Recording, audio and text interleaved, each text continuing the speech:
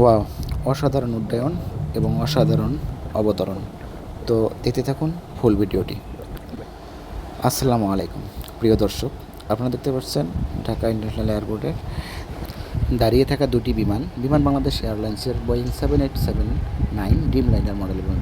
একটি দাঁড়িয়ে আছে, আরেকটি টেক অফের জন্য প্রস্তুত। তো মূলত আজকে কথা বলবো এই অপেক্ষা নিয়ে, অর্থাৎ একটি রানওয়ের ক্ষেত্রে বাংলাদেশ শাহজালাল ইন্টারন্যাশনাল এয়ারপোর্টে যে কতগুলো ফ্লাইট অপেক্ষা করতে হয় সেটা নিয়ে।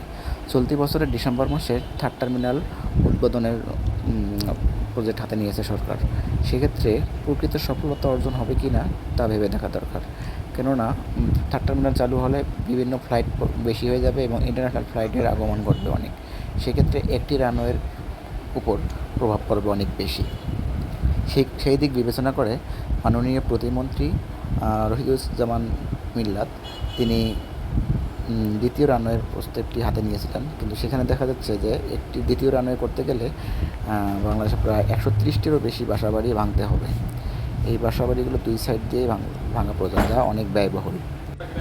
যদি সম্ভব হয় তাহলে ঠিক, আজই না হয় অন্যত্র একটি ইন্টারন্যাশনাল এয়ারপোর্ট করারও সিদ্ধান্ত তাদের মাথায় আছে, কিন্তু সেটা কতটুকু বাস্তবায়ন হবে সেটা তাদের ব্যাপার। আজকে আমি এই খবরটি দেখলাম, সেই বিষয়ে একটু আপনাদেরকে জানালাম। তো দেখুন এই যে অপেক্ষা, অর্থাৎ এখন এই যে কাতার এয়ারওয়েজ বিমানটি অপেক্ষা করতেছে, কেননা আরেকটি বিমান ল্যান্ডিং করবে, সেটি হচ্ছে ইন্ডিগো এয়ারলাইন্সের একটি বিমান, সেটিও অবতরণ করার জন্য এই বিমানের অপেক্ষা। যেহেতু থার্ড টার্মিনাল উদ্বোধন হলে বিমানের চাপ বা ফ্লাইটের চাপ অনেক বেশি হবে, সেক্ষেত্রে দ্বিতীয় রানওয়ের কোনো বিকল্প নেই। তাই আমার মতামত থেকে আমি জানাচ্ছি, যদি সম্ভব হয় তাহলে দ্বিতীয় রানওয়ে করার জন্য, এবং দ্বিতীয় রানওয়ে হলেই অনেকটাই খরচ কমে যাবে, অনেকটাই জ্বালানি খরচ কমবে। কেননা অনেক বিমান এসে এখানে দাঁড়িয়ে থাকে অবতরণ এবং উড্ডয়নের জন্য। তো সেক্ষেত্রে দ্বিতীয় রানওয়ে হলে সেটি আর হবে না। তো মাননীয় প্রতিমন্ত্রী বিমান পরিষদ, পরিবহন ও পর্যটন মন্ত্রণালয়ের প্রতিমন্ত্রী রশিদুজ্জামান মিল্লাত, তার এই পরিকল্পনাটা আমার ভালো লাগছে।